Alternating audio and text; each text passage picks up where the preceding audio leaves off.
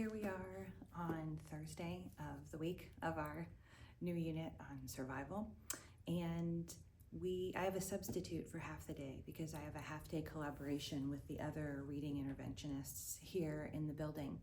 So I'm excited about that. That's the first time that this is going to be the first time that the reading interventionists have had their own collaboration, and one of the things I put on our agenda was to talk about creative ways to engage the students, since disengagement and apathy and just kind of lack of thriving, affectational thriving, has been something that a lot of the teachers have been talking about. So that's something we can address together and share good ideas and techniques. And I'm excited to do that. When I have a sub though, for better or for worse, I tend to leave them the scripted curriculum to do.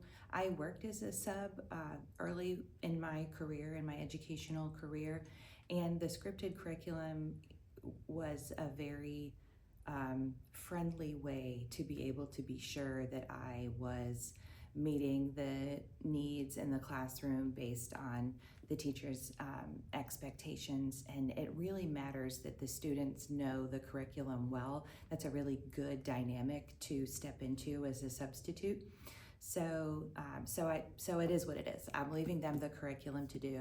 I don't generally leave more creative work for subs, although I read this book, the name of which is going to escape me, as so often happens, something like the Substitute Teacher's Handbook, but that's probably not it. This researcher examined like how much time students spend with subs over the course of their school career. It's something like 12 to 15%. It's a significant amount of time.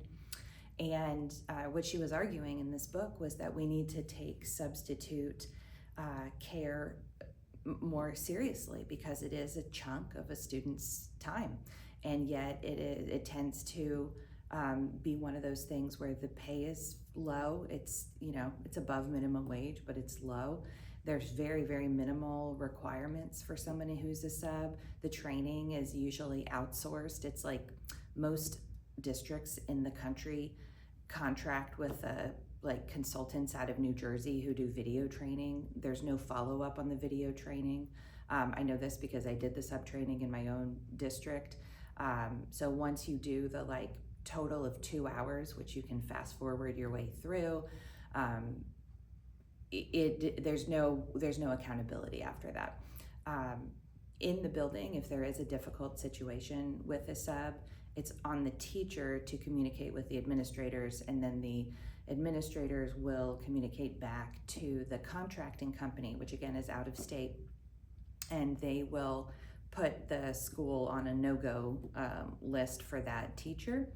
I guess technically maybe they could dismiss a teacher, a substitute teacher, if there was a big problem, but at that point that is out of the school's hands.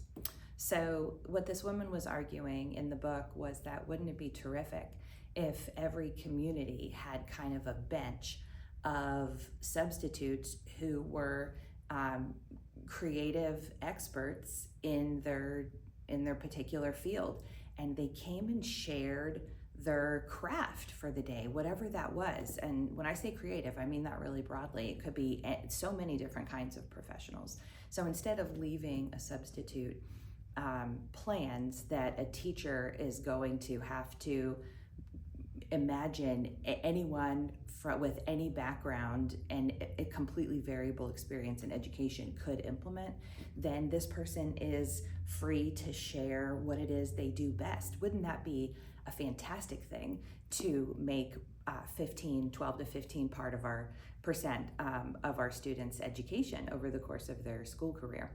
I don't know of a single community that has such a program for locals to step into that role, but it is it would not be difficult to implement, and it sounds kind of amazing. That being said, today is not going to be a creative day for my kids, but they are going to have the opportunity now to connect the first 3 days of content that we did with fire, wilderness survival, to the story in the curriculum, which was the inspiration for the unit to begin with. And so I'm always trying to ride that line of implementing the curriculum with fidelity, but also pacing it and interspersing things that are more creative and engaging and experiential for the students, both for them and for me. So that's what we're doing today on Thursday.